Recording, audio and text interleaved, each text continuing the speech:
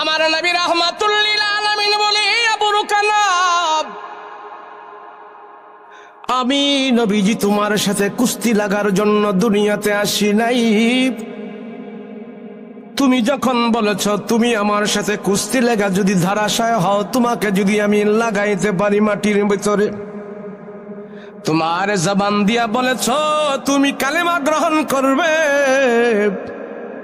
আমি নবীজি তখন দেখেছি একটা মানুষ কালেমা গ্রহণ করে যদি জাহান্নাম থেকে বেঁচে জান্নাতে যায়, আমি নবীজি তার সঙ্গে কুস্তি লাগতেও তৈয়ার আছি। রাহমাতুল লিল আলামিন বলে, আবু রুকানা, তুমি বলেছো তোমার সাথে কুস্তি লাগার জন্য আমি লেগেছি, এখন আবার বলতেছো তোমাকে আবার কুস্তি লেগে মাটিতে শোয়ানোর জন্য, তুমি রেডি হও। আবু রুকানা দ্বিতীয়বার যখন নাকি রেডি হইলেন, আমার নবীর সাথে সে ধরাশায় কুস্তি লাগবে নবীজির মাটির মধ্যে ফালায় দেওয়ার জন্য, আল্লাহ ডাক দিয়া বলে, ও রহমাতের নবী, না না না, এই বেঈমানের গায়ে যত শক্তি আছে সব শক্তি আমি আল্লাহ তারে দান করেছি। আপনার গায়ে যত শক্তি আছে গো নবীজি, এই শক্তির মালিক আমি আল্লাহ স্বয়ং নিজে। আপনাকে সে অপমান করে ফেলবে, আমি আল্লাহ এটা সহ্য করতে পারি না। এমন হাজার হাজার বেঈমান যদি আপনার সাথে লাগতে চায়, আপনার মান সম্মান ইজ্জত রক্ষার জন্য আমি আল্লাহ তাআলা আপনার সম্মান উঁচু রাখবো। এই কাফির মুশরিক আপনাকে ধরাশায়ী করে মাটির মধ্যে শোয়া অপমান করবে, আমি আল্লাহ এটা সহ্য করতে পারবো না। আবু রুকানা আবার দ্বিতীয়বার যখন নাকি পয়গম্বরের সাথে কুস্তি লাগলেন, আল্লাহ তাআলার মেহেরবানিতে দ্বিতীয়বার আবার আবু রুকানাকে নবীজি ধরে মাটির মধ্যে আছাড় দিয়া একবারে ফালায় দিয়েছে। আবু রুকানা বুঝে ফেলেছে মুহাম্মাদের সাথে কুস্তি লেগে আমার জীবনেও কোনোদিন আমি পারবো না। কথা বলেন ঠিক কিনা? বুখারীর ঘটনা, ইমাম বুখারী রাহমাতুল্লাহি আলাইহি ঘটনা বর্ণনা করেছেন বুখারী শরীফে। এবার নবীজি বলে, আবু রুকানা কি মানব, তোমার জবান দিয়া তুমি বলেছ তুমি তোমাকে যখন নাকি আমি ধরাশায়ী করতে পারবো, আমার আল্লাহর শক্তি দেখার জন্য তুমি আমার সাথে কুস্তি লেগেছো। আমি তোমার কথা মতো তোমার কালেমা, তোমার জবান থেকে কালেমা শোনার জন্য আমি নবীজি তোমার সাথে কুস্তি পর্যন্ত লেগেছি, এখন তুমি কালেমা গ্রহণ করো। আবু রুকানা ডাক দিয়া বলে, ও মুহাম্মদ, আমি বুঝে ফেলেছি তুমি সত্য পয়গম্বর। এখন যদি আমি ইসলাম গ্রহণ করি, এখন যদি আমার জবান দিয়ে কালেমা পড়ি, তাইলে তো মক্কার মহিলারা পর্যন্ত আমারে থুতু মারবে। এতদিন তারে এত শক্তিশালী মনে করতাম, আজকে মুহাম্মাদের সাথে সে ফেল হয়ে গেছে, মুহাম্মাদের সাথে সে হেরে গেছে। আমি আবু রুকানা বলছি তুমি সত্য পয়গম্বর, তবে আমার জবান দিয়া কালেমা আমি পড়তে পারি না, আমি কালেমা পড়ব না। রাসূল একজন মানুষকে কালেমার উপরে উঠার জন্যে, জাহান্নাম থেকে বাঁচায়া জান্নাতে নেওয়ার জন্য নবীজি কুস্তি পর্যন্ত লেগেছে। তাহলে রাসূলুল্লাহর অন্তরের ভিতরে একজন মানুষকে জাহান্নাম থেকে বাঁচানোর জন্য কত ফিকির ছিল, কত চেষ্টা ছিল।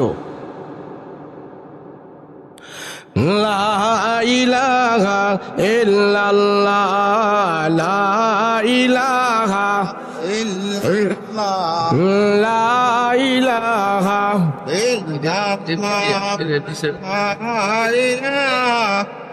ইল্লাল্লাহ।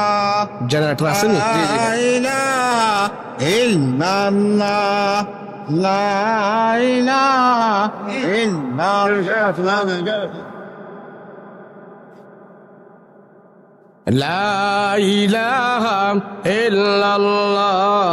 লা ইলাহা ইল্লাল্লাহ, লা ইলাহা ইল্লাল্লাহ, লা ইলাহা ইল্লাল্লাহ, লা ইলাহা ইল্লাল্লাহ, লা ইলাহা ইল্লাল্লাহ, লা ইলাহা জ্বলবে, সেটা আপনি কেমনে সহ্য করে নেন? মানুষ এটা কেমনে সহ্য করো?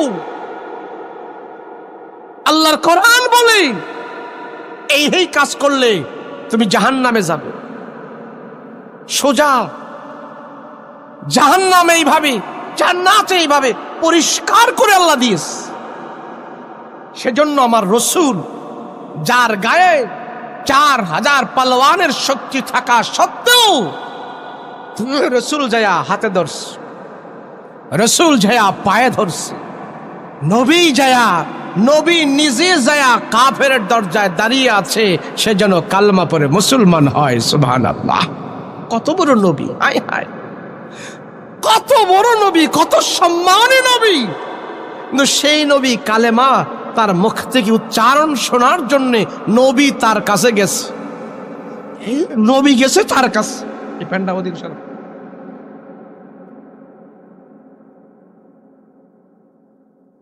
নবী গেছে তার কাছে, আর আমি আমার ছেলের কাছে যেতে পারি না তারে নামাজ শেখার জন্য, আমার ছেলেকে আমি আদেশ করতে পারি না সে আল্লাহকে চিনার জন্য।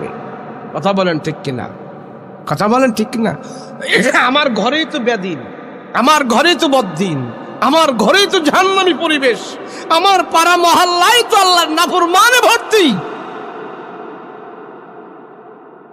শোনেন, এমন আমি যদি ভাব দেখাই যে আমি বড় মৌলবী, আমি বড় পয়সাওয়ালা, আমি বড় শিল্পপতি, আমারে আল্লাহ হেদায়েত না দিয়া উপায় আসেনি? আমি এত টাকা দান করি, আমি এত মসজিদ মাদ্রাসা করি, আমি গ্রামের সব কিছু করতেছি, আমার আল্লাহ ব্যস্ত দিব না তো দিব কারে? দিব কারে? এমন আছে না? নাই। আল্লাহ বলে হেদায়েতের জন্য, আমার কাছে মনোনীত হওয়ার জন্য আমি আল্লাহ চৌধুরী, খান, বংশ, শিক্ষা, মর্যাদা, নামি দামি, দেহ, আলিশান, পাঠান, বডি, এগুলো আমি দেখি না। আমি আল্লাহ যার হেদায়েত দান করি তার দিলের দিকে তাকায়া থাকি। সুবহানাল্লাহ বলেন না? আমি কোরআন কারীম থেকে যে আয়াত তেলাওয়াত করেছি, এই আয়াতের ভিতর আল্লাহ পাক বলতেছেন, এই আয়াতের ভিতর আল্লাহ পাক বলতেছেন, কি বলছে? এই আয়াতটা একজন গরীব সাহাবীকে কেন্দ্র করে আল্লাহ রাসূলের কাছে নাজিল করেছেন। আবু জাহেল, উকবা, শাইবা, আবু লাহাব, মক্কার এই সম্ভ্রান্ত পরিবারের কাফেররা যে রাসূলকে বলতেছেন, মুহাম্মদ, তোমার ব্যাপারে আমাদের এত দুঃখ আফসোস হয়, এত সম্মানী একটা কাবা ঘর, সারা দুনিয়ার রহমত এই কাবা ঘরে নাজিল হয়, আর এই কাবা ঘরের মুয়াজ্জিন বানাইছো তুমি বেলাল রে, একটা জাত বংশ পরিচয় নাই, তারে বানাইছো মুয়াজ্জিন। ও মুহাম্মদ, যদি আমাদের বাপ দাদারা তোমারে দেখতো, কত ধিক্কার যে তোমারে দিত। বংশের কোনো ঠিক ঠিকানা নাই, এমন একটা কালা হাফ সেরে আইনা তুমি কাবা ঘরের মুয়াজ্জিন বানাইছো, কাবা ঘরের সম্মানটাই নষ্ট করে দিস। এইভাবে আমার রসুলের কাছে আইসা তারা বংশের বাহাদুরি দেখাইতেছে। আবু জাহেল, আরে ভালো বংশের কত মানুষ ছিল, তারাই না মুয়াজ্জিন বানাইতা, যার বংশের পরিচয় নাই তারে তুমি এই না মুয়াজ্জিন বানাইছো। তো আবু জাহেল এ কথা বইলা বইলা যখন বেলালদের ধিক্কার দিতেছে, রসুলও কিছু কয় না, বেলাল কিছু বলে না, চুপ হয়ে আছে আর আল্লাহর দিকে মুতাওয়াজ্জিহ হয়েছে। এমন মুহূর্তে আল্লাহ পাক কোরআনের আয়াত আমার রসুলের কাছে জিব্রাইল আমিনকে দিয়া নাজিল করে দিয়েছে। ইয়া আইয়ুহান নাসু ইন্না খালাকনাকুম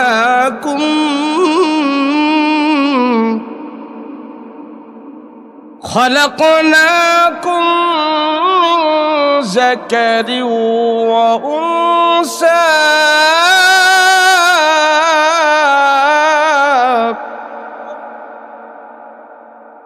وجعلناكم شعوبا وقبائل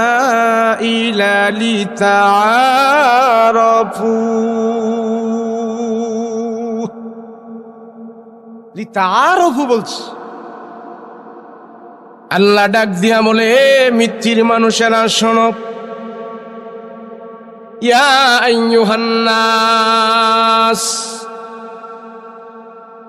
আল্লাহ ডাক দিয়া বলে, হে দুনিয়ার মানুষেরা শোনো শোনো, ইন্না খালাকনাকুম, আমি আল্লাহ তোমাদেরকে সৃষ্টি করেছি, মিন যাকারি ওয়া উনসা, নারী এবং পুরুষকে আমি আল্লাহ বানিয়েছি নুতফা, মাটি থেকে, নাপাক পদার্থ থেকে।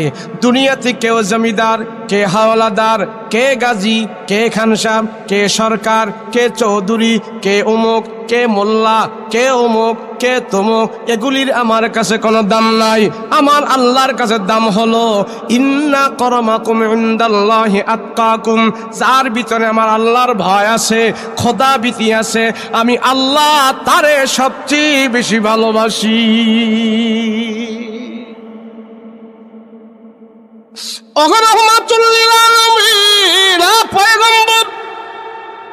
মক্কার কাফের বেঈমানদেরকে আপনি জানায়া দেন, ওই আবু জাহেল, উকবা, সাইবা তারা এসে বংশের বাহাদুরি দেখাইতেছে, বংশের নাম দাম তারা ফুটাইতেছে। আমি আল্লাহ তাদের বংশের দিকে তাকায় না, তাদের বডির দিকে তাকায় না, তাদের দেহের দিকে তাকায় না, মানের দিকে তাকায় না, আমি আল্লাহ অন্তরের দিকে তাকায় আছি। কার অন্তরের ভিতরে আমার খোদা ভীতি বেশি আছে। ও পয়গম্বর, বেলালকে যখন নাকি কাফের মুশরিকেরা পাথর দিয়া যখন নাকি তার বুকের উপর চাপা দিয়া রাখছে, নিচে দিয়া জ্বলন্ত কয়লার অঙ্গর যখন জ্বলছে, বেলালের তখনও বেলালের শেষ জবান থেকে আমার নাম আহাদ আর আহাদ, এক আল্লাহ বলে বলে যখন উচ্চারিত হয়েছে, ওই কঠিন দৃশ্যটা, মুহূর্তটা আমি আল্লাহ নিজেই দেখেছি। তখন এই বিপদের ভিতরে থেকেও বেলাল আমাকে ভুলে যায় নাই, তার অন্তরের ভিতরে আমার আল্লাহর মহব্বত ছিল। সেই জন্য মহব্বতের কারণে তার জবান থেকে আহাদ শব্দ বের হয়েছে, আল্লাহু আহাদ বলেছে। সেই জন্য বেলালের দাম এই সমস্ত বংশ বাহাদুরি যারা দেখায়, আবু জাহেল, উকবা, সাইবা থেকে ওই বেলালের দাম আমার কাছে কোটি গুণে বেশি।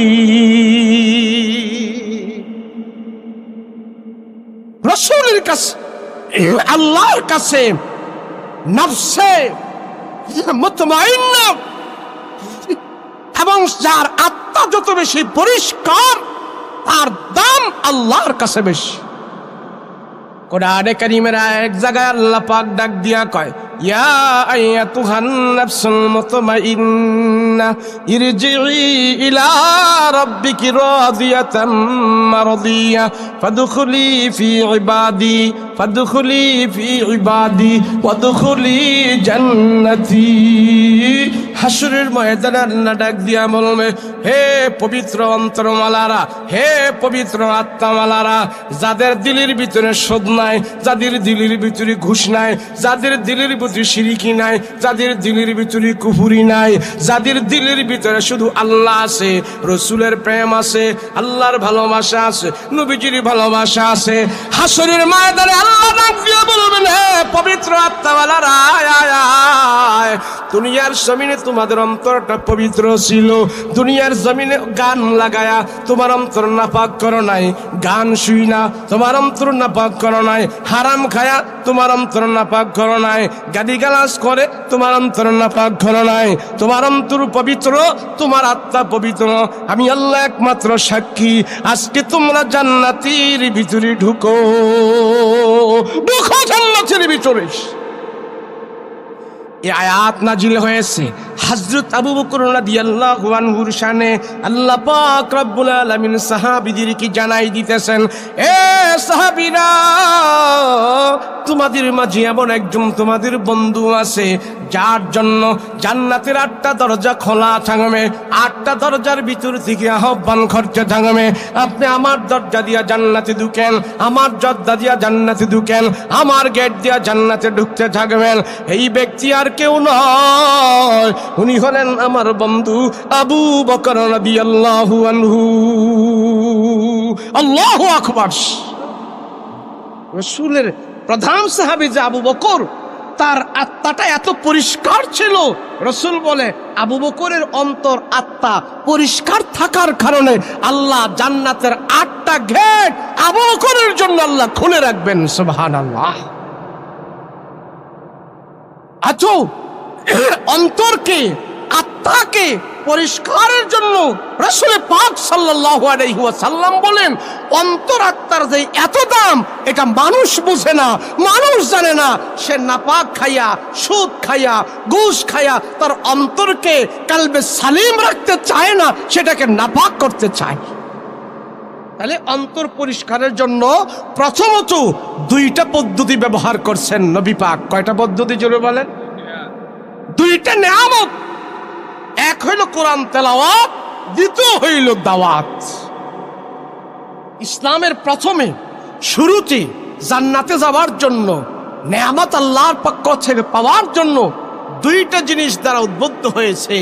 এক হইল কোরআন তেলাওয়াত, কোরআন বুঝা না, কোরআনের তাফসীর না, কোরআনের তেলাওয়াত।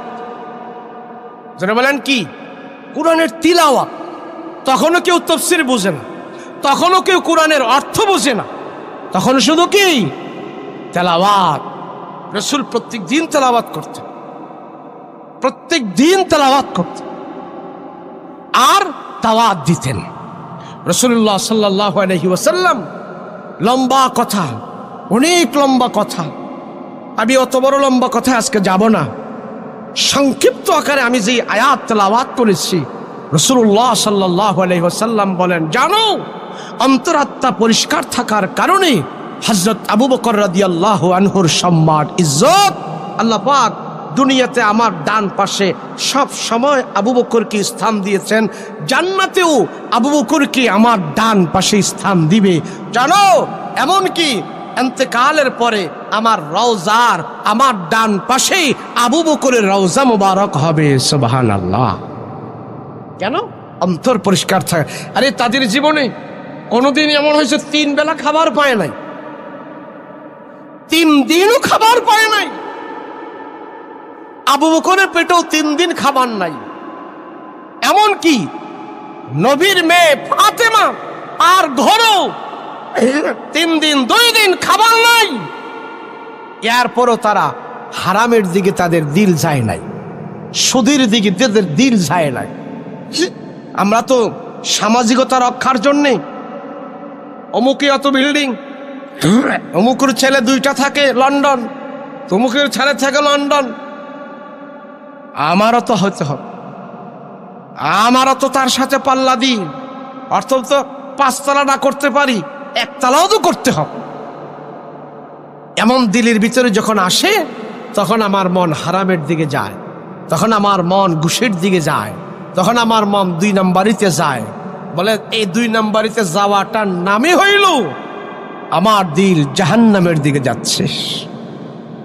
আমাদের সামাজিকতা এত নিকৃষ্ট পর্যায়ে চলে গেছে, কার থেকে কে বড় হবে, কার থেকে কে উঁচু হবে, কার থেকে কে দামি হবে, সেই জন্য এ দাম বড় উঁচু হওয়ার জন্য সুদ ঘুষ যা খাওয়া লাগে তাই খাবো। কথা বলেন ঠিক কিনা? অথচ নবীজির পেটে খাবার নাই 3 দিন, হযরত আবু বকরের ঘরে চুলায় খাবার নাই 3 দিন, 4 দিন। আম্মা জান খাদিজা রাদিয়াল্লাহু আনহাকে রাসূল ঘরে রেখে দূর দূরান্ত চলে গেছে, 7 দিন পর্যন্ত চলে গেছে। 7 দিন তো নবীজির কানে খবর গেল, আপনার ঘরের স্ত্রী মা খাদিজা ক্ষুধার তাড়নায় কাতরাচ্ছে, কিন্তু সে কারো কাছে সওয়াল করেনি। রাসূল যখন এই খবর পেলেন, দূর দূরান্ত থেকে রাসূল চলে আসছেন। এসে দেখতেছেন আম্মাজান খাদিজা পা বেঁকা করে, পেট বাঁকা হয়ে, উপর হয়ে শুয়ে আছে, ক্ষুধা।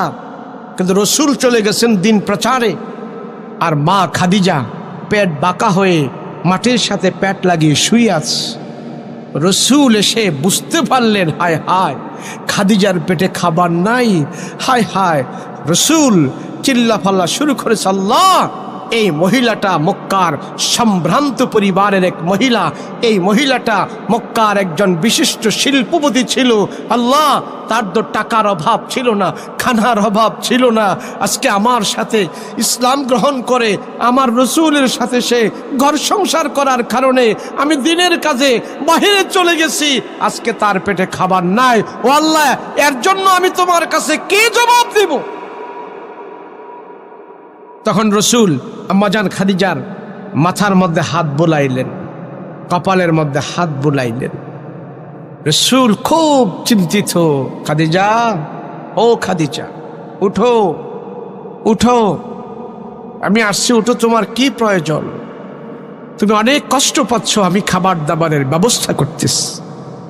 আম্মাজান খাদিজা আমার রসুলুল্লাহর চেহারা মুবারকের দিকে তাকিয়ে আম্মাজান খাদিজা আস্তে আস্তে করে মিটি মিটি হেসে দিলেন আর বললেন, ইয়া রাসূলুল্লাহ, আপনার চেহারা দেখার সাথে সাথে আমার পেটের ক্ষুধা দূর হয়ে গিয়েছে।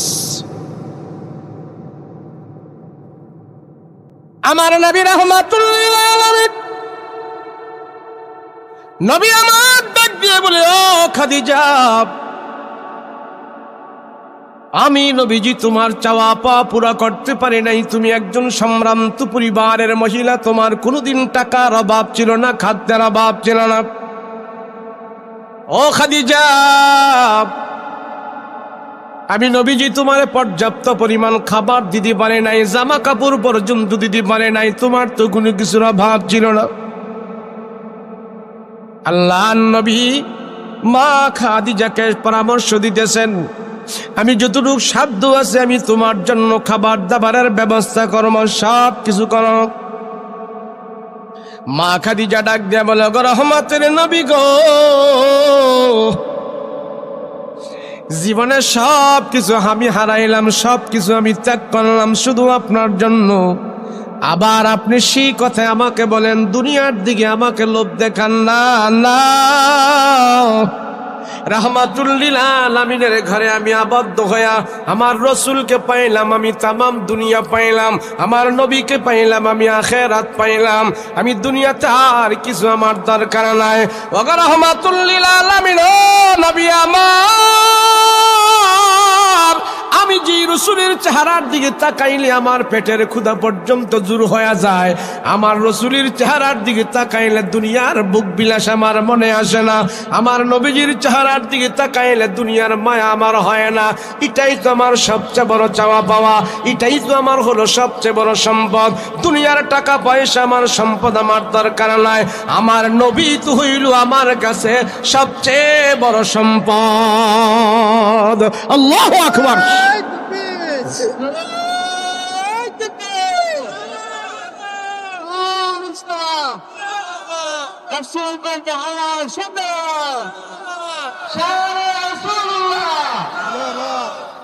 আল্লাহর নবীকে আল্লাহ ডাক দিয়া কয়, ইয়া রাহমাতুল লিল আলামিন, ও নবী আমার, ও হাবিব আমার, এই যে মক্কার, ওই যে মদিনার পাশে উহুদ পাহাড়টা দেখতেছেন, উহুদ পাহাড়টা এইভাবে 11 কিলোমিটার লম্বা, এইভাবে 4.5 কিলোমিটার উঁচু।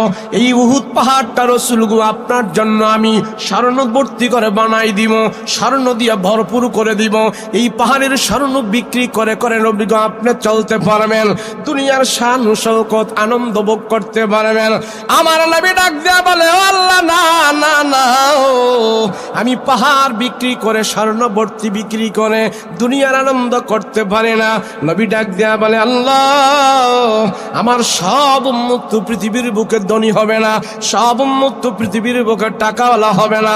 আমার এমন উম্মত থাকবে, কেউ এক বেলা খাবে, কেউ 2 বেলা খাবে, কেউ একদিন খেতে পারবে না।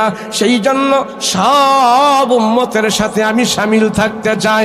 আমি নবীও একদিন খানা খাবো, আর একদিন খাবো না, বুকা বাঁকা থেকে আমার জিন্দেগি যাপন করতে চাই।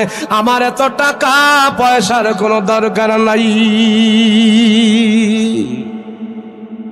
আল্লাহ রাসূল, আপনি যদি বলেন এই পাহাড় আপনার পেছনে পেছনে ঘুরবে স্বর্ণ হয়ে, সুবহানাল্লাহ। রাসূল কয়, না,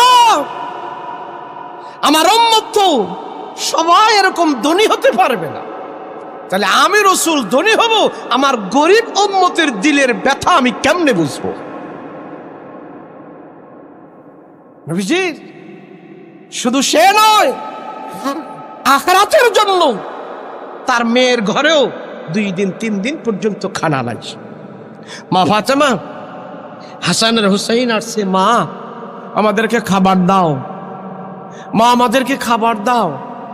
তো ফাতেমা সন্তানদেরকে বোঝানোর জন্য গরম পানি করছেন ডেস্কিতে বসি, হাড়িতে বসি।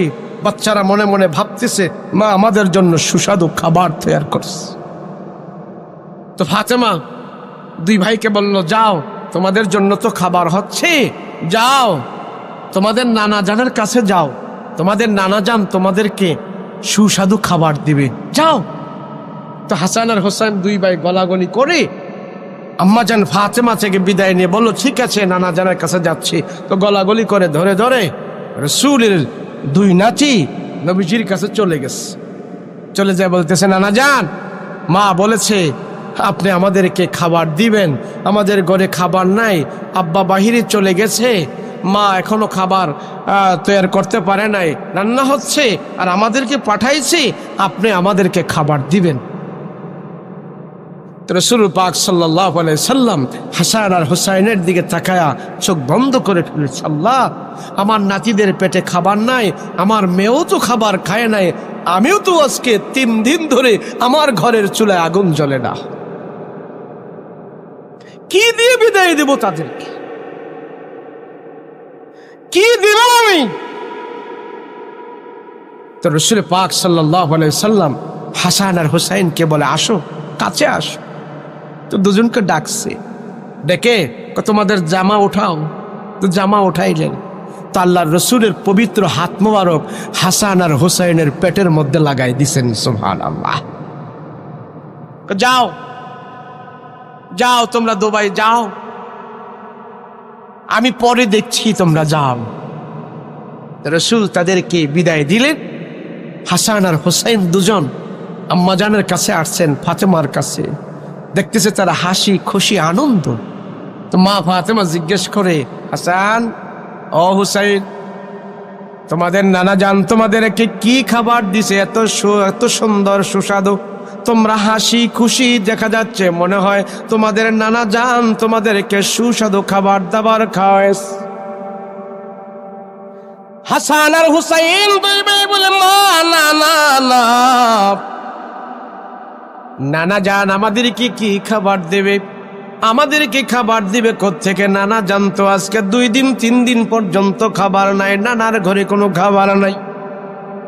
ফাতেমা চিৎকার মেরে বলে, আল্লাহ যাকে তুমি রহমাতুল লিল আলামিন বলে বানিয়েছো, 2 জাহানের সম্রাট বানিয়েছো, 2 জাহানের রহমত বলে বানিয়েছো, নবীদের সর্দার যাকে তুমি বানিয়েছো রাহমাতুল লিল আলামিন, ওই নবীর বানায়া তার ঘরে আজকে 3 দিন 4 দিন পর্যন্ত খাবার নাই, এটা কেমন কথা, কেমন পরীক্ষা? এবার হাসান আর হুসাইন 2 ভাইকে বলতেছেন, তোমরা দাঁড়াও, আমি হাসান হোসেন তোমাদের 2 জনকে রেখে আমি তোমার নানা জানের জন্য খাবার নিয়ে যেতে চাই। তোমাদের নানা জান মনে হয় অনেক দিন ধরে খাবার খায় না, তোমাদেরকেও খাবার যেতে পারে নাই। হাসান আর হুসাইন মা ফাতেমার কান্না দেখে বলতেছে, মা কেন তুমি কান্না করো? বলে, কান্না করি আমি মা হয়া তোমাদেরকে খাবার দিতে পারি নাই, আমি মা হয়া তোমাদের পর্যাপ্ত পরিমাণ খাবার তোমাদের মুখে দিতে পারি নাই, সেই জন্য কান্না করে। আবার কান্না করে এই জন্য তোমাদের নানা জান সেদিক দিয়ে খাবার খেতে পারে নাই, আমার কাছে কিছু খাবার আসছে, এগুলি নিয়ে তোমার নানা জানকে আমি খাওয়াইতে যাবো। এইভাবে কান্না যখন করে হাসান আর হোসেন ডাক দিয়া বলে, ও মা দাও তোমার হাতটা দাও, নানা জানের হাতটা দাও। মার হাতটা দিয়া ফাতেমার হাত ধরিয়া হযরত হাসান আর হোসেনের পেটের মধ্যে লাগায় দিছে। ফাতেমা দেখতেছে হাসানের পেটটা ভরা আছে, হুসাইনেরও পেটটা ভোলা আছে। বলে, তোমাদের পেট তো ভরা, নানা জান খাবার দিতে পারে নাই, পেটের ক্ষুধা তো মনে হয় নাই, পেট একবারে উঁচু হয়ে আছে, কারণটা কি? হাসান আর হুসাইন দেখলে বলে, ও মা নানা জান আমাদের মুখের ভিতরে কোনো খাবার দেয় নাই, কিন্তু নানা জানের বরকতে হাত আমাদের পেটের মধ্যে লাগায় দিছে, আমাদের মুখের মধ্যে লাগায় দিছে। নানা জানের বরকতি হাত যখন নাকি আমার পেটের মধ্যে লাগায় দিছে, সাথে সাথে আল্লাহ তাআলা আমাদের পেটের ক্ষুধা দূর করে দিয়েছে।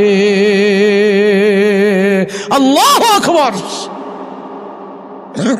ও মুসলমান, কেমন নবী তোমরা পাইলা চিন্তা করো না। আল্লাহর রাসূল বলেন, আমাকে না দেখা যদি কেউ একটা সুন্নাত পালন করে, আমি আল্লাহর নবী বলতেছেন, আমাকে না দেখা একটা সুন্নাত যারা পড়বে, যারা দাড়ি রাখবে, যারা টুপি পরবে, যারা মেসওয়াক করবে, যারা মানুষকে সালাম দিবে, আদব কায়দা দেখাবে, ভালো করে চলবে, ডান হাত দিয়া খাবার খাবে, পানি 3 শ্বাসে খাবে, ডান দিক দিয়া চলবে, ঘরের ভিতরে ঢোকার সময় ঘরের ভিতরে ঢুকে সালাম দিবে, আসসালামু আলাইকুম ওয়া রাহমাতুল্লাহ।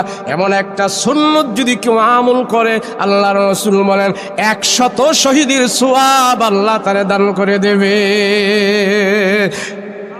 রাজি আছেন নি? হ্যাঁ, রাজি আছেন? আরে মানুষ, হুজুর আমরা গরিব মানুষ কি এত কিছু করতে পারি? এত আমল টামলের আমগো টাইম আছে? আমরা 3 মাথায় এক কইরা কোন রকম দুনিয়ার জিন্দেগি কাটাই। আমাগরে যদি খালি নামাজের দিকে ডাকেন, মসজিদে ডাকেন, আমলের দিকে ডাকেন, এটা হইল? অনেক গরিব মানুষ এমন আছে, গরিব হওয়ার কারণে মনটা একবারে ময়রা থাকে। হ্যাঁ হুজুর, আমার আল্লাহ দেয় নাই কিছু, হ্যাঁ আল্লাহ 5 তালা দিস, হ্যাঁ পোলা 2টা লন্ডন থাকি, আমারে কিছু দেয় নাই। আছে না? না নাই? আছে না? এর জন্য সে মসজিদেও যায় না, নামাজও পড়ে না। আমি গরিব মানুষ, আমার তো আবাদত নাই। আছে না? না নাই? হাসরের ময়দানে আল্লাহ পাক জিজ্ঞাসা করবে, এই হিসাব দাও। হাসরের ময়দানে সর্বপ্রথম হিসাব হবে নামাজের। বলেন না কিসের? না আপনাকে বানিয়া সং দিয়ে অন্য হিসাব হইব? হ্যাঁ, আপনার যেই প্রথম হিসাব, আমারও সেই প্রথম হিসাব। কথা বলেন ঠিক কিনা? আল্লাহ কব হিসাব দাও। কিসের? নামাজের হিসাব দাও। কইব আল্লাহ আমরা তো গরিব মানুষ, ভ্যান চালাইছি, ঠেলা গাড়ি চালাইছি, আমরা দিন মজুর ছিলাম, শ্রমিক ছিলাম। আল্লাহ আমরা এত কিছু, গরিব হওয়ার পরে নুন আনতে পান্তা বুড়াইতো, তো আমরাও কি আল্লাহ নামাজ টামাজ পড়তে পারি নাই? তো আল্লাহ আমরা কি এত পুরা টাইম আছে? আমরা গরিব মানুষ, আমরা আপনারে সাজদা দিতে পারি নাই আল্লাহ। আল্লাহ কইব তোমরা গরিব ছিলে, এর জন্য পারো নাই? বলে হ্যাঁ। আচ্ছা ঠিক আছে, এমন গরিব কারা কারা বেনামাজি গরিব? সবই এক সাইড। সব গরিব বেনামাজি গুলো রে হাসরের ময়দানে আল্লাহ এক সাইড করাবে। কি করাবে? বলেন না কি করাবে? এক সাইড। তো গরিব,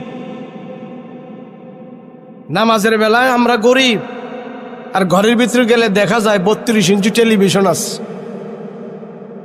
না না, নামাজের বেলা আল্লাহকে সেজদা দেওয়ার বেলায় গরিব, কিন্তু মার্কেট করে বেলা বোঝা যায় উনি গরিব না ধনী। কথা বলেন ঠিক কিনা? মোবাইল চালায় এরম বড় বড় মোবাইল, কিন্তু নামাজের বেলায় গরিব। আছে না? না। তো হাসরের ময়দানে আল্লাহ বলবে এমন বেনামাজি গরিব কারা কারা? সব এক সাইড। তো সবগুলোর এক সাইড করাই তোমরা? বলে হ্যাঁ আল্লাহ আমরা। আচ্ছা ঠিক আছে, তো নবীদের ভিতর থেকে একজন নবীর আল্লাহ পাক ডাক দিব। সে নবীর নাম হলেন ঈসা পয়গম্বর। নাম কি? পৃথিবীর বুকে যত নবী আল্লাহ পাঠিয়েছেন, ঈসা নবী ছিলেন সম্পদের দিক দিয়ে একদম দুর্বল। কারণ ঈসা নবীর বাবা ছিল না, বাবা না থাকার কারণে উনি ওয়ারেস পায় নাই। আবার নবীদের রুলে আছে, নিজেরা কাম কইরা নবীরা অট্টালিকা, বিল্ডিং, প্রাসাদ দুনিয়াতে বানাইতে পারবে না। তো নিজেও করে নাই, বাবার থেকেও পায় নাই। ঈসা নবী তো এমনি গরিব। তো আল্লাহ ডাক দিবেন, পয়গম্বর ঈসা আসো। তো ঈসাকে হাজির করবেন সবার সামনে। ও ঈসা, এই বন্দাগুলো বলতেছে এরা নাকি দুনিয়াতে গরিব ছিল, এরা আমারে সেজদা দিতে পারে নাই, এরা আমারে আত্মসমর্পণ করে নাই। ফজর জোহর কাজা হয়েছে, ফজরে ছিল লেপের নিচে, জোহরে ছিল খেত কামারে, আসরে ছিল শ্বাসটলে, মাগরিবি ছিল শ্বাসটলে, এশা তারা ঘুমায় গেছে, আমারে তারা সম্মান করে নাই, সেজদা দেয় নাই। এরা নাকি গরিব ছিল। এই তোমার দুনিয়াতে কি কি সম্পদ ছিল একটু হাসরবাসী বেনামাজি করে সব একটু জানাইয়া দাও, আজকে তোমার সম্পদের বর্ণনা নেওয়া হবে। তা আল্লাহ যখন বলবে বলো তোমার সম্পদের বর্ণনা দাও, ঈসা পয়গম্বরকে আল্লাহ আমি সম্পদের বর্ণনা দেব কি? আমার তো অট্টালিকা বিল্ডিং বাড়ি গাড়ি কিছুই ছিল না। তা আল্লাহ বলছেন ছিলটা কি সেটাই বলো। ঈসা পয়গম্বর বলবে আল্লাহ আমার 2টা চাদর ছিল, একটা চাদর আমি গায়ে দিয়ে জড়ায় রাখতাম, আর একটা চাদর আমি পরতাম, রাত হলে একটা বিছাইতাম, দিন হইলে আর একটা গায়ে দিতাম। এইভাবে আমি এই 2টা চাদর দিয়ে আমার জিন্দেগি কাটাইছি। আমার খাট পালং ছিল না, লেপ্তশোক ছিল না, কম্বল ছিল না, আমার শুধু সম্বল 2টা চাদর ছিলেন। সুবহানাল্লাহ। আর কি ছিল? আল্লাহ পানি খাওয়ার একটা পেয়ালা ছিল। তো রাস্তা দিয়ে হাঁটতেছি, তো একদিন দেখলাম একটা পুকুর থেকে একটা লোক হাতে কোষ করে করে পানি খায়। আল্লাহ, আমি দেখে দেখে সিদ্ধান্ত নিলাম হায় রে, হাতে কোষ করে তো পানি খাওয়া যায়, অতিরিক্ত পেয়ালা দিয়ে পানি খাওয়ার কোনো দরকার নাই। আমার এই পেয়ালাটা একটা অসুস্থ মানুষকে দান করে দিয়েছিস আল্লাহ, বাকি জনম পেয়ালা ছাড়া হাতে কোষ করে করে পানি খায়া আমার জিন্দগি কাটাই দিস। এবার সবাই ডাক দিয়া বলবে এই বেনামাজিরা বলো তোমরা গরিব বলো নাকি পয়গম্বর ঈসা গরিব বলো? এবার তোমরা বলো। হাসুরের ময়দানে সব গরিব বেনামাজিরা বলবে আল্লাহ আমরা গরিব না, আমরা বড় না, আমরা বড় গরিব না, আমরা গরিব বড় না। তোমার পয়গম্বর তুই ঈসা গরিব বড়। আল্লাহ কয় এত গরিব হওয়ার পরেও সে আমার হুকুম থেকে চুল পরে মানুষ সরে যায় নাই, তোমরা কেন আমাকে সাজদা দাও নাই? এ গরিব বেনামাজিরা, আজকে তোমাদের কোনো কথা শোনা হবে না। আল্লাহ পাক জাহান্নামের ফেরেশতাদেরকে ডাক দিয়া বলবে আয় আয়, এ সমস্ত বেনামাজি বান্দাদেরকে নিয়া জাহান্নামের ভিতরে ভরে হলে নিয়া। এজন্য সমাজের ভিতরে সবচেয়ে বড় আমল হইল আমার সমাজে যে বেনামাজি আছে তারে হাতে পায়ে ধরে তারে নিয়ে মসজিদে সাজদা দেওয়া, এটা হইল সবচেয়ে বড় আমল। কথা বলেন ঠিক কিনা?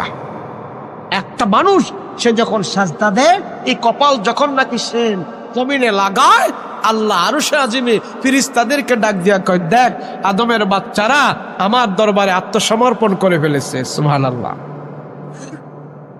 দেখ একটা মানুষ সমাজে দুনিয়াতে যত লম্বা যত আলিশান দেহ বডিওয়ালা মস্তওয়ালা থাকে, সে যখন নাকি হাঁটু মাজা কোমর ঘাড় কাঁধ সব ব্যাঙ্গে যখন নাকি আল্লাহর কুদরতি কদমে সাজদা দিয়ে পড়ে থাকে, আল্লাহ আরশে আজিমে ফেরেশতাদেরকে ডাক দিয়ে বলে ও ফেরেশতারা দেখো দেখো দেখো আমার বান্দা আত্মসমর্পণ করে আমার দরবারে সাজদা দিয়ে পড়ে আছে। সে মাজা কোমর ঘাড় কাঁধ সব ব্যাঙ্গে দেখো ছোট হয়ে গেছে, একবারে প্যাকেট হয়ে গেছে। বান্দা আর ছোট হইতে পারে না, বান্দা ছোট হয়ে গেছে, বান্দা একবারে প্যাকেট হয়ে গেছে। নামাজের সাজদা দিলে মানুষটাকে বড় দেখা যায় না, ছোট দেখা যায়। কথা কোন ঠিক কিনা? নামাজের সাজদা দিলে বড় দেখা যায় না ছোট? ছোট বলেন না ছোট? তো নামাজের সাজদা দিলে মানুষটা যত ছোট হয় এর চেয়ে কি আরো বেশি ছোট হওয়া যায়? কথা কয় না দি? ছোট হওয়া যায়? ছোট হওয়া যায় না। একজন আল্লাহ পাক রব্বুল আলামিন আরশে আজিমের ফেরেশতাদেরকে ডাক দিয়া কয় ফেরেশতারা দেখো আদম রে বানাইতে তোমরা নিষেধ করেছিলে, আদমের সন্তানকে বানাইতে তোমরা নিষেধ করেছো। তারা আমাকে মানবে না, মারামারি করবে, ফাসাদ করবে। আজকে নামাজি বান্দাদের দিকে তোমরা তাকায়া দেখো, তারা মারামারি করে না, ফাসাদ করে না, সুদ খায় না, ঝগড়া লাগায় না। দেখো নামাজের সাজদা দিয়া তারা পড়ে আছে, মাজা ভেঙে কোমর ভেঙে ঘাড় কাট সব ভেঙে একবারে প্যাকেট হয়ে গেছে, আমার দরবারে সেজদা দিয়ে পড়ে পড়ে সুবহান রাব্বিয়াল আলা বলে বলে তারা আমার দরবারে প্রশংসা করতেছে। এ ফেরেশতারা জানো বান্দার ছোট হতে পারে না, একবারে শেষ পর্যায়ে ছোট হয়ে গেছে। তোমরা সাক্ষী দেখো আমার বান্দা এইভাবে যখন নাকি আমার দরবারে বিনাইয়া করে করে সেজদা দিয়ে পড়ে পড়ে আমার প্রশংসা করে, তারা সাক্ষী থাক আমি বান্দাদেরকে ছোট রাখবো না, মৃত্যুর উপরে জান্নাত দিয়া তাদেরকে বড় বানায়া দিব। আমরা মনে করি হায় হায় কত সাধু বের হইছে, কত পীর বের হইছে, নামাজ লাগে না, আছে না? না, আরে নামাজ যদি না লাগতো তাহলে আমার রাসূল নামাজ ছাড়া থাকতো, কথা বলেন ঠিক কিনা? যেই নবীর নামাজ লাগছে, যে রাসূল নামাজ পড়তে হয়েছে, তুমি কি ছাতার মৌলবি, তুমি কি ছাতার পীর সাহেব, নামাজ পড়তে তুমি নিষেধ করো। অথচ রসুলের ইন্তেকালের আগে শেষ যেই কথাগুলো রসুল বলেছেন তিনটা কথা, তার ভিতরে এক নম্বর কথা ছিলেন আমার উম্মতেরা নামাজ তোমরা ছাড়বে না, কথা বলেন ঠিক কিনা? পীর নামাজ পড়তেছে, সাজদা ঠিক মতো করতেছে, নামাজের প্রতি যত্নবান আছে, সে পীর, সে বক্তা, সে আলেম। নামাজ নাই, তার আমল নাই, সে কি পীর নাই, তার আল্লাহর সাথে সম্পর্ক নাই। আল্লাহ আমাদের সবাইকে 5 ওয়াক্ত নামাজ, আমার ছেলে যদি না পড়ে, আমার মেয়ে যদি না পড়ে, এগরে দাওয়াত দিয়ে পড়ানোর দায়িত্ব আপনার, কথা বলেন ঠিক কিনা?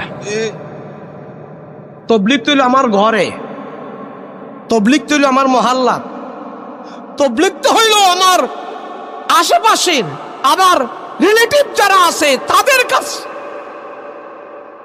আমার ছেলে নামাজ পড়ে না, নির্ঘাত সে আল্লাহর নাফরমানি করছে। আমার মেয়ে নামাজ পড়ে না, নির্ঘাত সে আল্লাহর নাফরমানি করছে। আমার কামাই, আমার রক্ত মাখা ঘাম পরিশ্রমের টাকা আল্লাহর নাফরমানেরা আমার ঘরে খাবে, এটা আমি ইমানদার সহ্য করতে পারবো না, কথা বলেন ঠিক কিনা?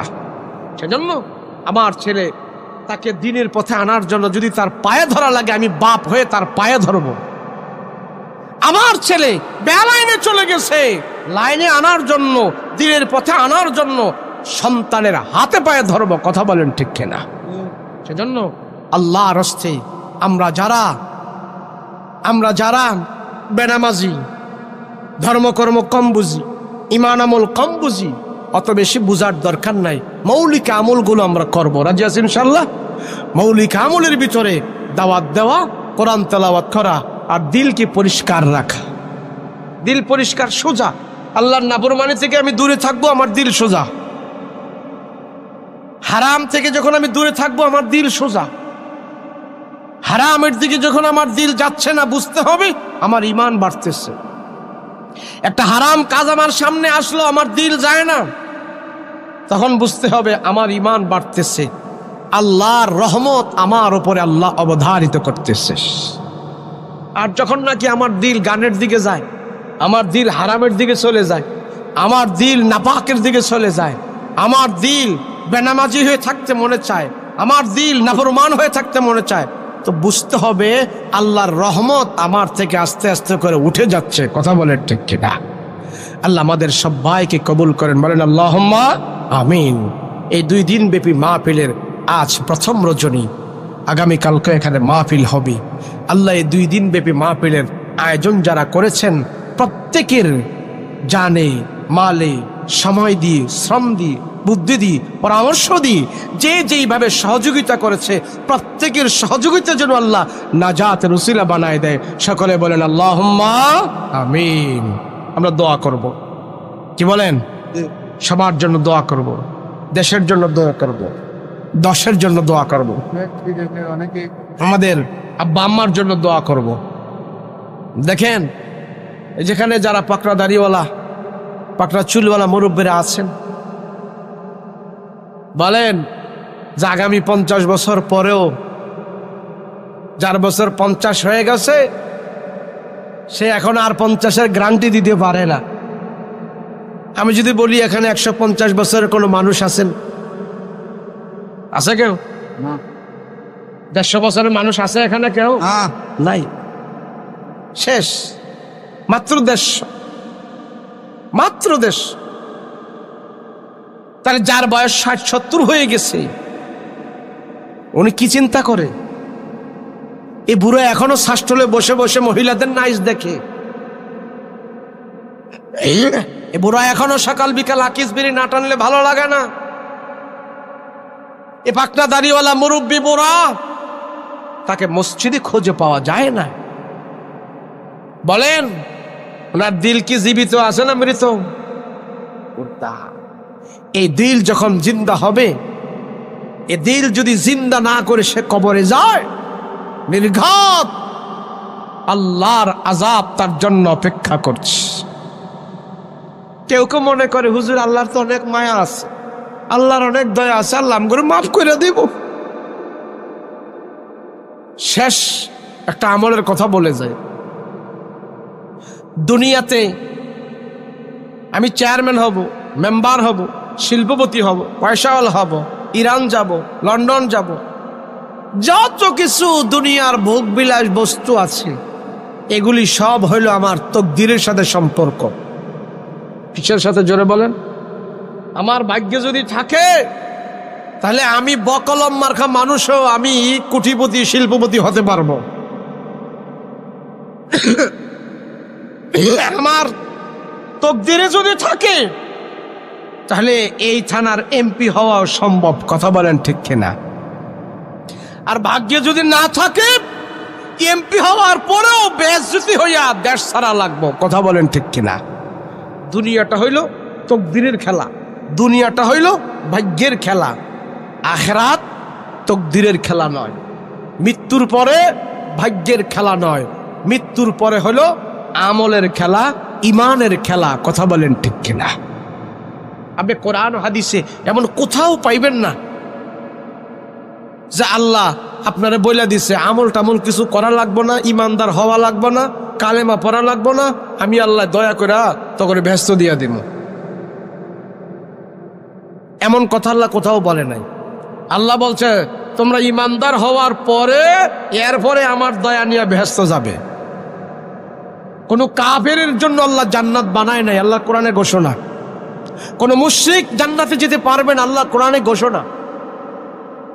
কিন্তু জান্নাতে যেতে হলে দুইটা গুণ অবশ্যই লাগবে,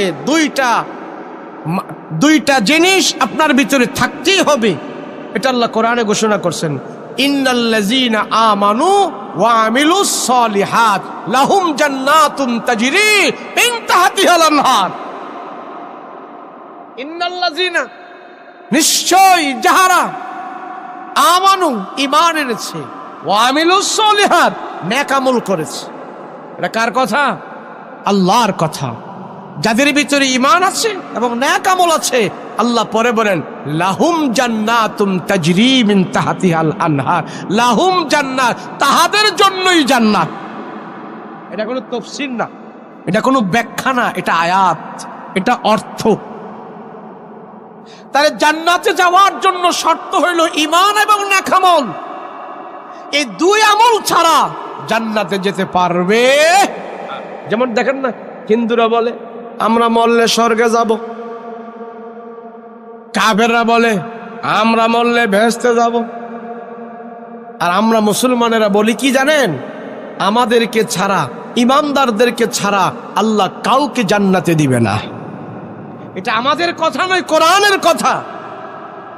কোন কাফের, কোন হিন্দু, কোন বৌদ্ধ, কোন খ্রিস্টান, কোন ইহুদি, কোন নাসারা জান্নাতের দাবি করতে পারবে না। এটা আল্লাহ কোরআনের ঘোষণা। কথা বলেন ঠিক কিনা? তাহলে আমরা কেন পারি? আল্লাহ বলছেন ইন্নাল্লাযীনা আমানু ওয়া আমিলুস সালিহাত। আল্লাহ বলছেন যার ভিতরে ঈমান এবং নেক আমল, এই দুই জিনিস আছে, এই দুই জিনিসের বিনিময় সে জান্নাতের মালিক হবে। বলেন এই দুই জিনিস আমাদের ভিতরে আছে না নাই? বলেন না, আছে না নাই? এক হইল ঈমান, এক আল্লাহ বিশ্বাস করেছি, আমানতু বিল্লাহ ওয়া মালাইকাতিহি ওয়া কুতুবিহি ওয়া রাসূলিহি ওয়াল ইয়াউমিল আখির ওয়াল কদরি খাইরিহি ওয়া শাররিহি মিনাল্লাহি তাআলা ওয়াল বাসি বাদাল মাউত। এখানে 7টা বিষয়ের কথা বলা হয়েছে। এই 7টা বিষয়ে যদি আপনার সন্দেহ থাকে, বেঈমান হয়ে কবরে যাবেন। আর এই 7টা বিষয়ের প্রতি বিশ্বাস এবং দিলে মুখে স্বীকার করার নাম হইল ঈমান, আর বাস্তবে আমল করার নাম হইল আমল। তাহলে ঈমান আর নেক আমল যার ভিতরে আছে, সেই জান্নাতের ভিতরে যাবে। কথা পরিষ্কার, কথা বলেন ঠিক কিনা? আল্লাহ আমাদেরকে আমল করার তৌফিক দান করেন। সকলে বলেন আল্লাহুম্মা আমিন। আপনাদের এলাকার মানুষ অনেক দেশ বিদেশে আছে, প্রবাস জীবনে আছে। আল্লাহ যেন তাদের প্রবাস জীবন সুখময় করে দেয়, বিপদ আপদ থেকে আল্লাহ তাদেরকে হেফাজত করে, এবং দেশে যারা আছে কাজ কারবার করে, রুজি রোজগার করে, সকলকে যেন আল্লাহ পাক নিরাপত্তা দান করে জানে মালে, এবং যারা কবরে বাসী হয়ে কবরস্থানে শুয়ে আছে, সবাইকে যেন আল্লাহ পাক আজকের মাহফিলের কারণে নাজাতের উসিলা করে দেয়। সকলে বলেন আল্লাহুম্মা আমিন। আমরা এখন সবার জন্য দোয়া করব। কি বলেন? সবার জন্য দোয়া করব। সবাই ইস্তিগফার বলে আস্তাগফিরুল্লাহাল্লাযী লা ইলাহা ইল্লা হুয়াল হাইয়ুল কাইয়্যুম ওয়া আতুবু ইলাইহি লা হাওলা ওয়া লা কুওয়াতা ইল্লা বিল্লাহিল আলিয়্যিল আযীম। اللهم صل على سيدنا نبينا شفيعنا حبيبنا مولانا محمد صلى الله تعالى عليه وعلى آله وصحابه أجمعين. اللهم آمين. ربنا ظلمنا أنفسنا وإن لم تغفر لنا وترحمنا لنكونن من الخاسرين. رب ارحمهما كما ربياني صغيرا. رب ارحمهما كما ربياني صغيرا. رب العالمين ও পরওয়ারদিগারে আলম আল্লাহ, তুমি তাকা দেখো ডানে বামে কত পাকনা দাড়িওয়ালা পাকনা চুলওয়ালা তোমার বান্দারা তোমার দরবারে হাত উঠাইছে। সম্মুখ পানে আমার মুরব্বী বাবারা আছে, জানি না কোন উদ্দেশ্যে তোমার দরবারে হাত উঠায় রাখছে। প্রত্যেকের মনের নেক মাকসাদ তুমি পুরা করে দাও। আল্লাহ, রাত্র যত গভীর হয় দুনিয়ার মানুষেরা ঘুমায় যায়, পশু পাখি ঘুমায় যায়। রাত্র যত গভীর হয় দুনিয়ার মানুষের দরজা জানালা বাসা বাড়ি সব বন্ধ হয়ে যায়, কিন্তু তোমার রহমতের দরজা বন্ধ হয় না, তোমার ক্ষমার দরজা বন্ধ হয় না রে আল্লাহ। তুমি যদি আমাদেরকে ক্ষমা না করো, কে আমাদের ক্ষমা করবে? আল্লাহ, এই 2 দিন ব্যাপী মাহফিলের আজ প্রথম রজনী, তোমার বান্দারা টাকা দিয়ে, শ্রম দিয়ে, বুদ্ধি দিয়ে, পরামর্শ দিয়ে, যে যেইভাবে আল্লাহ এই বাগানটা সাজিয়েছে, প্রত্যেকের মেহনত শ্রম জান মাল তুমি কবুল ও মঞ্জুর করে নাও। মালিক তাকায় দেখো,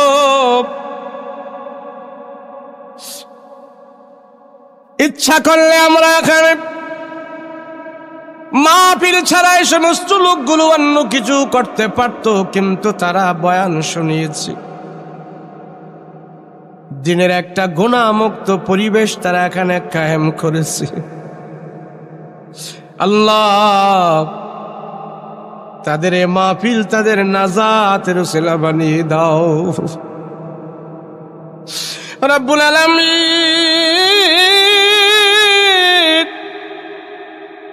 গুনার দিকে তাকাইলে তোমার দরবারে হাত উঠাইতে লজ্জা হয়।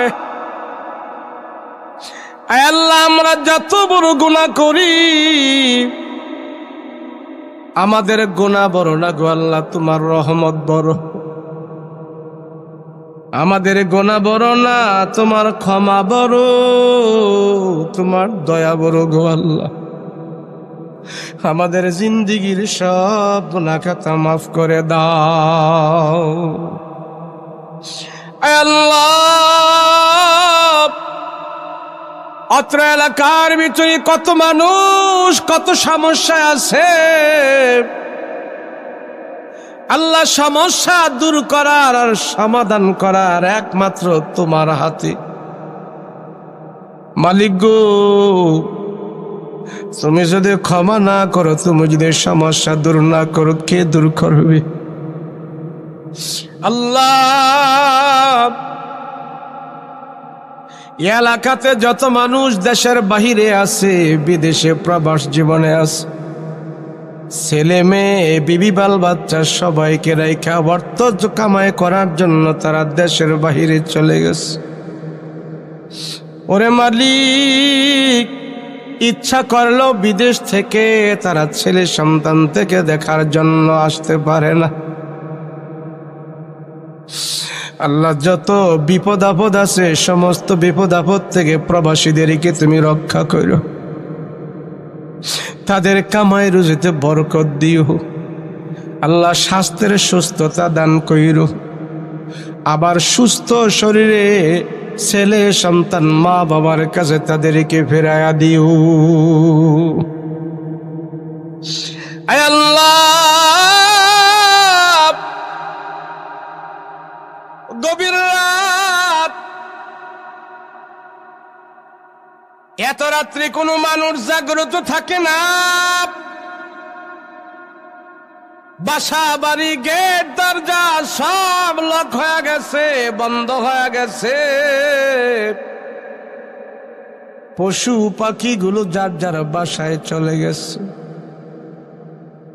সাপ বিচ্ছুগুলো গর্তের ভিতরে চলে গেছে। কিন্তু মালিক রে, আমরা গুনাহগারেরা এখনো বাড়িতে যাই নাই, বাসায় যাই নাই। দুইটা হাত উঠায়া কাঙ্গাল এতিম মিসকিনের মতন তোমার দরবারে তাকায়া আছি। তুমি যদি আমাদের একে গুনাহমুক্ত করে বাড়িতে ফেরাও, তাইলে আমরা ধন্য হব, আমরা খুশি হব। আমাদের জিন্দেগির সব গুনাহ খাতা মাফ করে দাও। আল্লাহ, এখানে এমন সন্তান আছে তার মা বাবা দুনিয়ার জমিন ছেড়ে অন্ধকার কবরে পড়ে আছে। আল্লাহ, এমন সন্তান এখানে হাত উঠাইছে, এ হাত দিয়া তার মা বাবারে কবরের ভিতরে রাখছে। এমন সন্তান এখানে হাত উঠায় রাখছে, এ হাত দিয়া তার বাবারে কাফনের কাপড় পরাইয়া দিছে। যে সন্তান মা বাবার জন্য কবর করছে, মা বাবার কবরের উপরে নিজের হাত দিয়া মাটি দিছে, এই হাতগুলো আজকের মাহফিলে তোমার আদালতে উঠায়া দিছে। আল্লাহ, সন্তানের হাত তুমি খালি ফেরত দিও না। যে সন্তান মা হারায়া বাবা হারায়া চোখের পানি ছেড়ে ছেড়ে কান্না করে, আল্লাহ, সন্তানের চোখের পানি মা বাবার কবরের আগুন তুমি নিভায়া দাও। আল্লাহ, মা বাবা দুনিয়াতে আমাদেরকে কোনো কষ্ট দেয় নাই, সে মা বাবারে যদি তুমি কবরে কষ্ট দাও, আমরা সন্তানেরা কেমনে সহ্য করব রে আল্লাহ। আল্লাহ, মা বাবার কবরের ভিতরে তুমি জান্নাতের বিছানা বিছায়া দাও। মা বাবার কবরের ভিতরে তুমি জান্নাতের বাতি জ্বালায়া দাও, মা বাবার কবরের ভিতরে তুমি জান্নাতের হাওয়া চালু করে দাও। আল্লাহ পিতা মাতার কবরে আযাব দিও না, দাদা দাদির কবরে আযাব দিও না, মরিয়া গিয়াছি যাদের মা বাপ, আল্লাহ তুমি করে দিও তাদের গুনাহ খাতা মাফ। ওরে মালিক,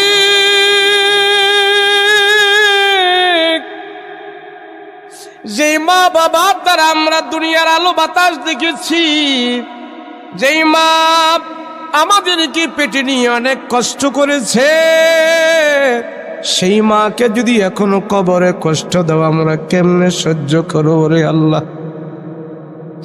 পিতা মাতার কষ্ট আমরা সহ্য করতে পারবো না।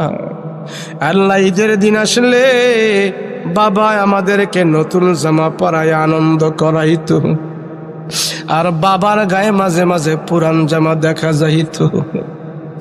আল্লাহ সেই বাবারে আমরা নতুন জামা পরাইতে পারি নাই, মৃত্যুর পরে কাফনের জামা পরাই আমরা বিদায় করে দিছি। আল্লাহ ছোটকালে বাবায় কাঁদে করে করে নিয়ে আমাদেরকে ঘোরাঘুরি করেছে, কত আনন্দ করছে, আর মৃত্যুর পরে সেই বাবারে আমরা কাঁধে করে করে নিয়ে কবরের ভিতরে রেখে দিয়ে আসছি। ওরে মালিক, বাবা মার চেহারার দিকে তাকাইলে জীবনের গুনাহ মাফ হয়ে যায়, বাবা মার চেহারার দিকে তাকাইলে হজের সওয়াব পাওয়া যায়। এখন বাবা মা কবরে, কার চেহারার দিকে আমরা তাকাবো রে আল্লাহ? আল্লাহ, বাবা মা আমাদের জন্য বিশাল বড় সম্পদ। আল্লাহ, সেই সম্পদের সাথে তুমি আমাদেরকে জান্নাতের মেহমান বানায়া দিও। আল্লাহ, দুশ্মনের দুশ্মনী থেকে আমাদেরকে হেফাজত করিও, জালেমের জুলুম থেকে আমাদেরকে হেফাজত করিও, অন্যায় অপরাধ থেকে আমাদেরকে হেফাজত করিও, আসমানি জিসমানি গজব থেকে আমাদেরকে হেফাজত করো, চোর ডাকাত থেকে আমাদেরকে হেফাজত করো, ছিনতাইকারী দর্শন থেকে আমাদেরকে হেফাজত করো। আমাদের এই বাংলাদেশের প্রতি তুমি রহমত বরকত দান করো। আল্লাহ,